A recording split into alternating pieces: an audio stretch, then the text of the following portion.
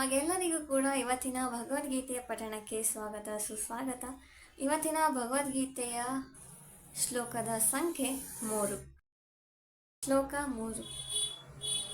ಪಶ್ಯೈತಾಂ ಪಾಂಡುಪುತ್ರಾಣಾಂ ಆಚಾರ್ಯ ಮಹತಿಂಚಮಂ ವ್ಯೂಢಾಂ ದ್ರುಪದಪುತ್ರೇಣ ತವ ಶಿಷ್ಯೇನ ಧೀಮತ.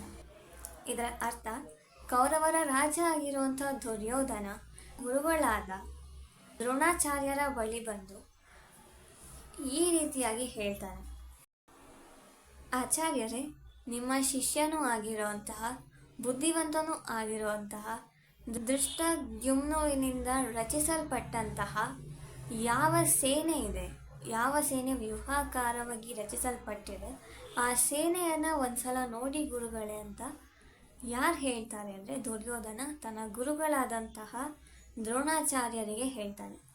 ಇದಾಗಿತ್ತು 3ನೇ ಶ್ಲೋಕ ಹಾಗೂ ಅದರ ಅರ್ಥ. ಮುಂದಿನ ಭಾಗದಲ್ಲಿ ಸಿಗ್ತೀನಿ. ಅಲ್ಲಿ ತನಕ ಎಲ್ಲರಿಗೂ ಶುಭವಾಗಲಿ. ಹಾಗೆ ಎಲ್ಲರಿಗೂ ಆ ದೇವರು ಸಕಲ ಭಾಗ್ಯಗಳನ್ನು ಕೊಟ್ಟು ಒಳ್ಳೇದು ಮಾಡಲಿ ಅಂತ ಹೇಳ್ತಾ, ಜೈ ಶ್ರೀರಾಮ್.